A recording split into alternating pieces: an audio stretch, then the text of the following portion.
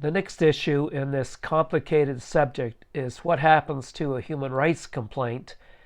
Is this adversely affected by workers' comp legislation? So to summarize what the last video concluded is that if there's a claim for emotional distress damages that's related to termination, then that's okay. You can proceed with it. It's not stopped by workers' comp.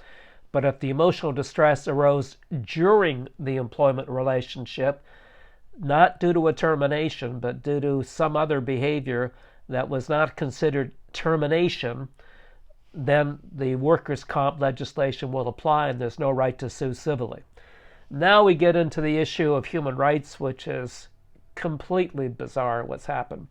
So the law today is that if you start your complaint, the human rights complaint, by the administrative process, that is, you go to the Human Rights Commission and file the complaint, then that's fine. It doesn't matter. Workers' comp is not going to interfere with the case. You're allowed to proceed.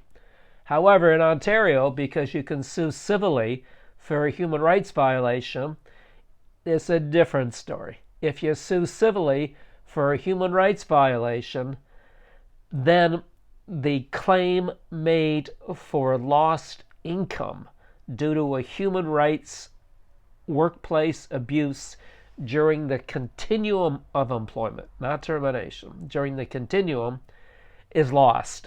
You can't make that claim.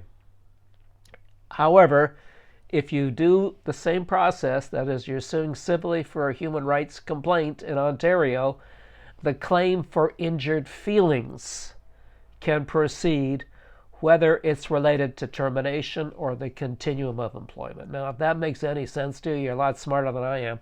It's really, really bizarre what's happened. And what really did happen is that when they changed the legislation in Ontario, they didn't think it out very clearly. And now it's just a goddamn dog's breakfast. And if anybody can understand why, that's great, because I don't. And the problem is a lot of lawyers don't understand this either, that don't deal regularly in employment, labor, work, human rights work issues. So you got to get someone who knows what they're doing. It's a complicated issue. And believe me, you can screw up your case very easily if you don't proceed properly.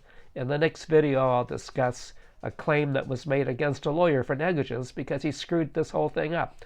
In any event, you got to be very careful what you're doing here, and the law's changing. It could, what I've just said, maybe change, 3 or 4 months from now. So you got to keep up to date. Be smart and be careful.